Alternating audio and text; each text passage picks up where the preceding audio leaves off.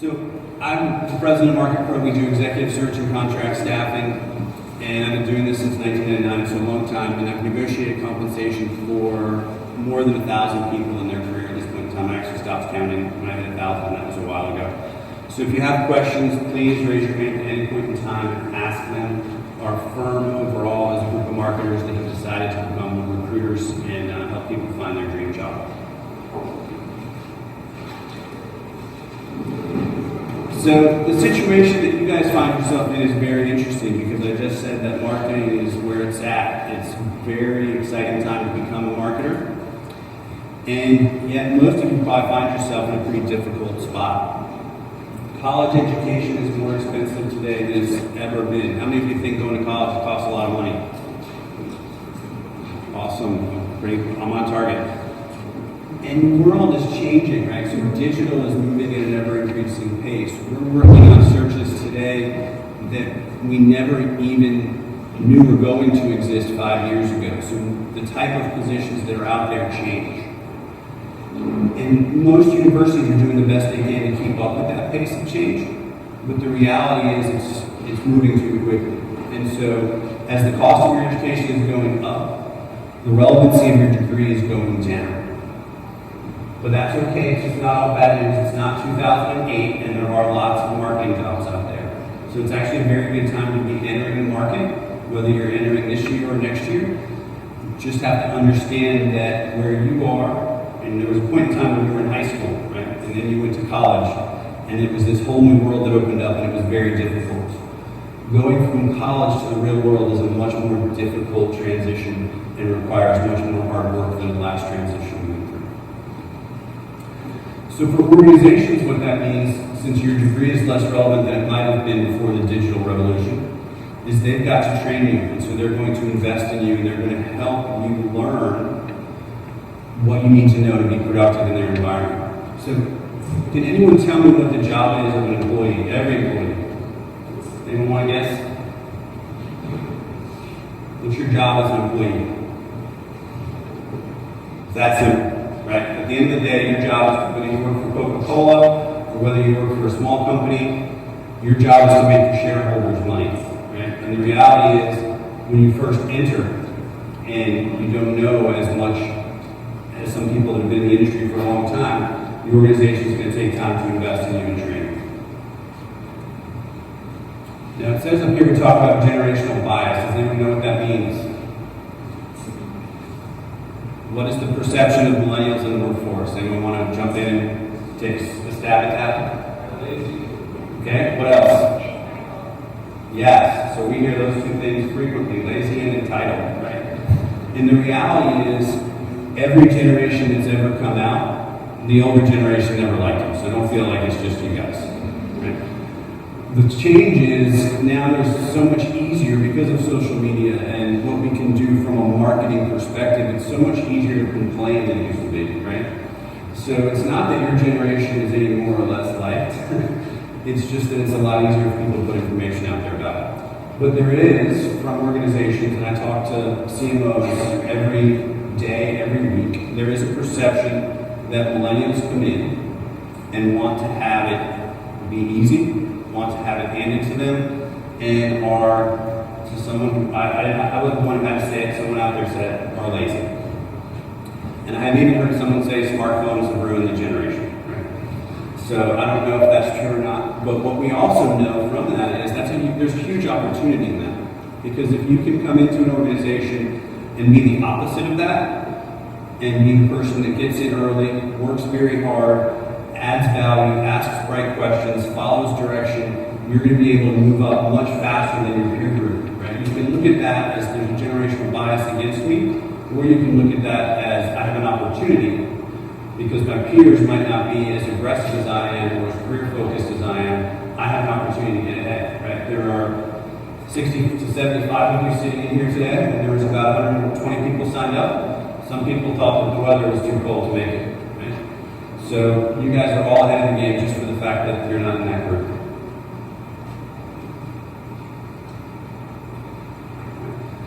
So, I spoke to a young woman up here in the front, and she's a freshman, and she's already here at the collegiate conference. Right? So she's doing things to help separate herself from her peer group.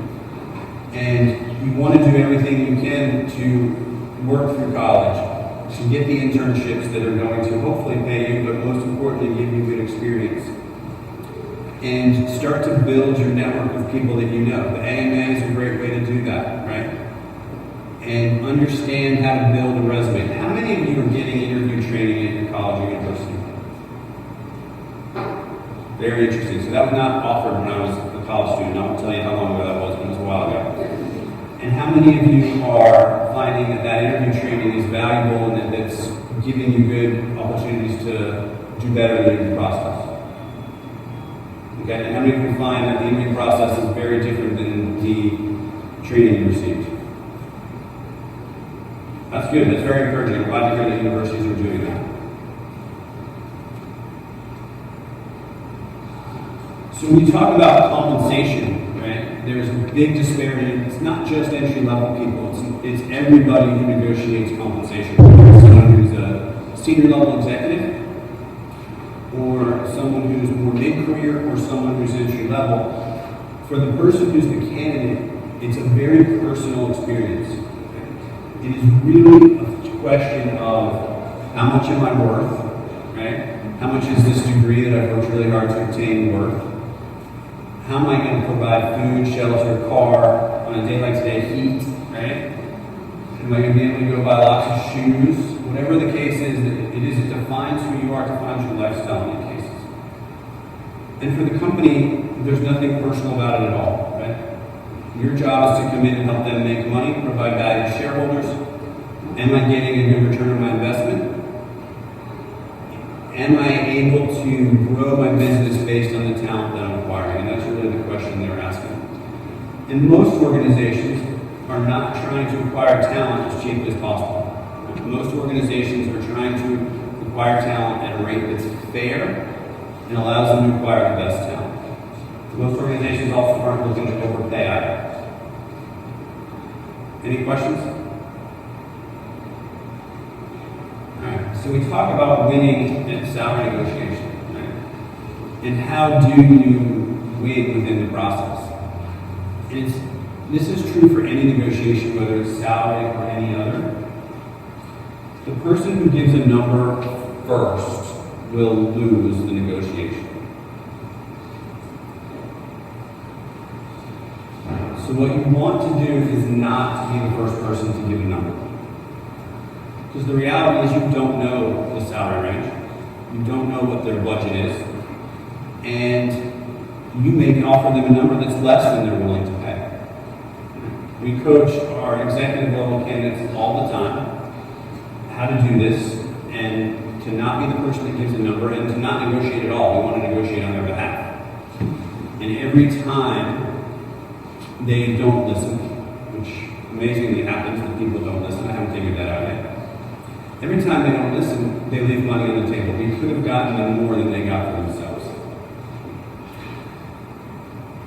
So you're going to be asked this question: what are your expectations for compensation?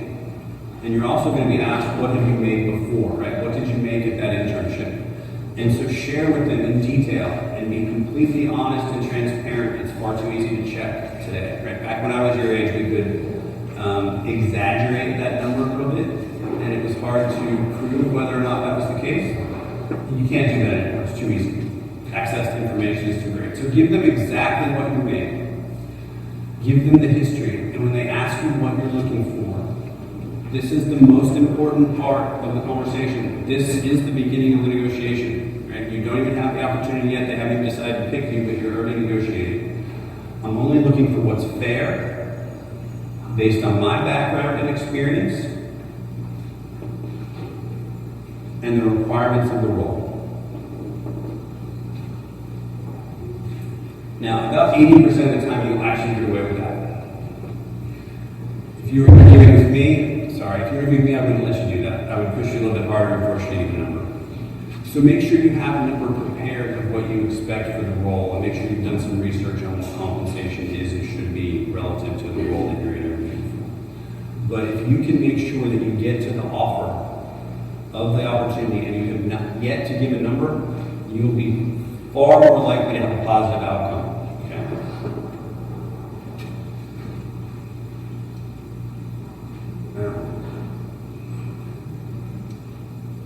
The goal is not to win the negotiation. Right? I mean, that's kind of what I was asked to speak about today, but it's really not and shouldn't be your goal. The goal should be to win the job.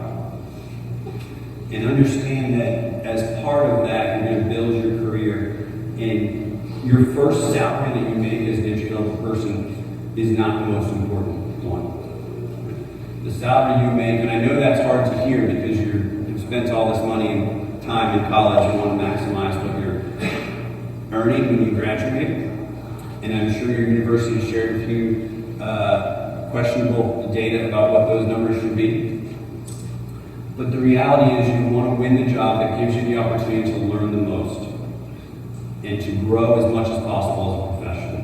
And within that, you'll have an opportunity to accelerate your career more quickly and be at a higher place from a compensation perspective later. Now, it is possible, in some instances, to push the organization high from a compensation perspective and higher than they want to go. And anyone want to know why that would be possible?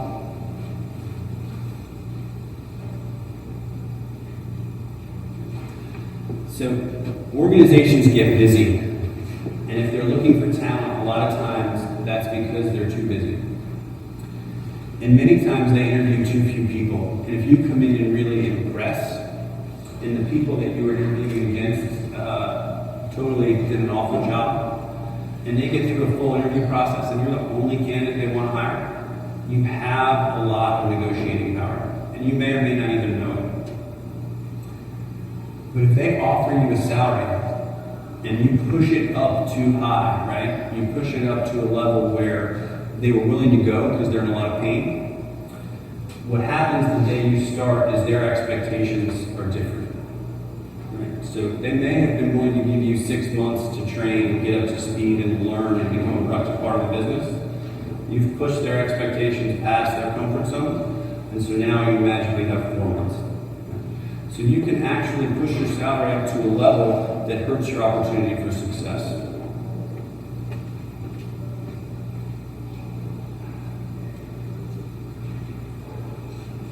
The other thing that's really important is how and when you walk away from a negotiation. So you may get to a point where you realize that the person you're interviewing with isn't someone you want to work with, right? The person that is going to be your boss is very important to how you grow your career and how you're mentored and what your next steps are. And so if you don't feel comfortable with that relationship, that's not a good opportunity, no matter how great the company is. You may walk away because you've got a better opportunity. You may have been interviewed at multiple places, and you've decided that, you know what, this isn't my number one opportunity, I'm going to go take this other one. And what you want to be very careful to do is always be as professional as possible. Because at the end of the day, the marketing community in Atlanta is amazingly small. And you will run into these people at some point in time again. And you may find that you need to have made a favorable impression on them. So I would make sure you're always very polite, very professional. If they've taken all this time to offer you an opportunity and you're going to say no, don't just send them an email. Pick up the phone, give them a call, and say, I really appreciate the opportunity. You have a wonderful company. And even if you don't believe that, say that. You have a wonderful company. I've decided to go in another direction, but I just want to let you know how much I appreciate your time. And that little touch goes a long way to making sure that you've shown respect for the time that they've taken and that they've made you an offer. There's also the opportunity to walk away as a negotiating strategy. Okay?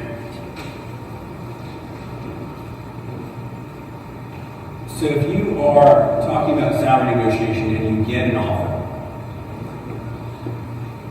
how much flexibility you have in that offer is probably about 10%. So you weren't the first person to put a number out. And they've made you an offer, and I'm going to make the numbers simple for the purpose of math. They made you an offer of $40,000 a year. And you can go back at 44, 45 as a counter, okay, to try to negotiate more. Anything above that, and the perception becomes this person is greedy, they don't see value in the opportunity, and there are other concerns relative to entitlement we talked about relative to generational bias. Right? So you probably have about 10%. So we talked about how to walk away if you actually are walking away, but there's a whole other process to how you can negotiate by walking away. And this is very underutilized by candidates in every stage of their career. Once the organization has decided that you're the person they want to hire, they now have a vested interest in you saying yes. They actually have already envisioned you as part of the organization. They've got a workstation or office plan for you. They can understand how you fit. They're probably starting to talk about your training schedule. They want you to become a part of the team. And they offered you an opportunity. And you're excited. Like, look, this is what I want to go do. But wow, that offer was kind of disappointing. I'm surprised at how low that came in. We would go back, again, via phone, not email, not text, not social media, and say, Joe, whoever the hiring manager is, I really am excited about this offer. This is absolutely the place I want to be from a career perspective. I really believe I can learn a lot within your organization, and I think you guys have a great team and are going to grow. Unfortunately, the offer just came in much lower than what my expectations were, and because of that, I need to move on and focus on other opportunities. But please know that I'm incredibly disappointed to have to do that. Does that sound greedy? No, it doesn't, right? Now you're running the risk that they say, okay, and move on, and they let you walk away. But what you may find is that they come back and say, tell us about what you are looking for and what is reasonable, and that they improve their offer quite a bit. But if you had come back with a very aggressive number as a counteroffer, they would have viewed it completely differently. They would have viewed you as someone who is greedy and unrealistic. So we talked a little bit about winning the job as the objective. It's not necessarily winning the salary negotiation. You're going to start this process and be there for hopefully 3 years. Hopefully you're going to take an opportunity and have the opportunity to spend 6 to 9 months learning, and that's the time when the organization's investing in you. And then spend the next couple of years actually showing the organization a return on the investment that they made because you're now a profitable part of the team. And so the negotiation is not just a negotiation for salary, it's also part of your relationship building from when you start. And so how you conduct yourself in that means a lot relative to how they view you as an employee. So always handle yourself as professionally as possible and realize that winning the opportunity is more important than winning the negotiation.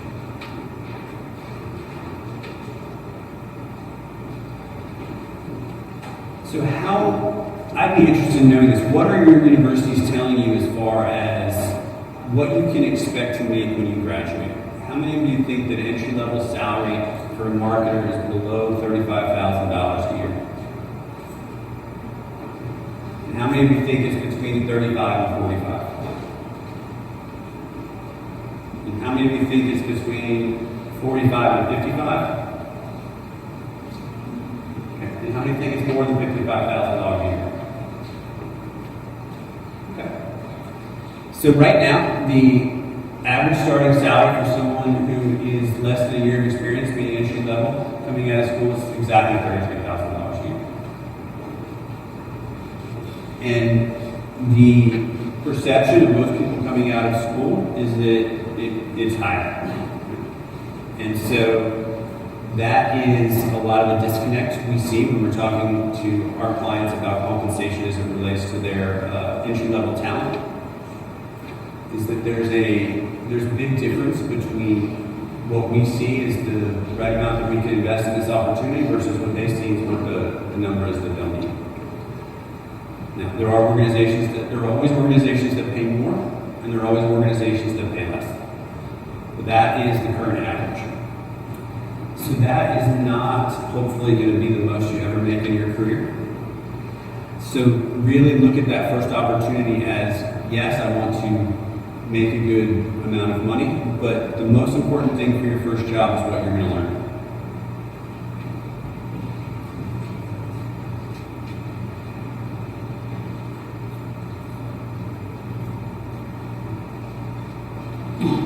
It's pretty interesting. We actually are hiring a couple entry-level positions right now at MarketPro, and the interview process is fascinating because I spend my days interviewing senior executives for positions that are chief marketing officer, VP of marketing, director of digital, and those salaries are much different, right? Those salaries are between $150,000 and $250,000 a year, plus bonus, plus stock, and those are the roles we're all aspiring to be in, right?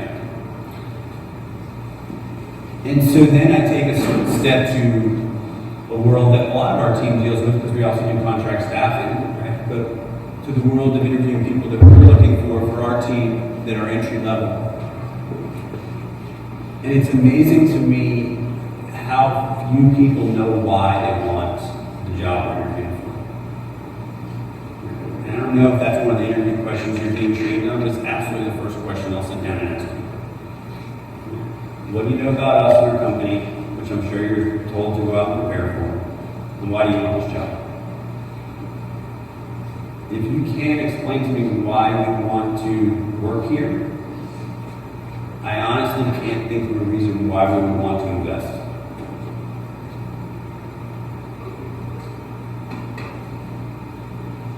So understand how the opportunity you're interviewing for plays into what your career goals are, and understand how that opportunity you're interviewing for helps you get on that path, and the type of investment they're going to make in you means you have to make a significant investment back in the organization. And that's the biggest disconnect between millennials and organizations today, is that organizations feel like the investment's only going in one direction. They're investing, but it's not coming back. And if you can be the millennial that shows them that you're the exception to that perception, whether it's correct or incorrect, you'll go far and you'll go far.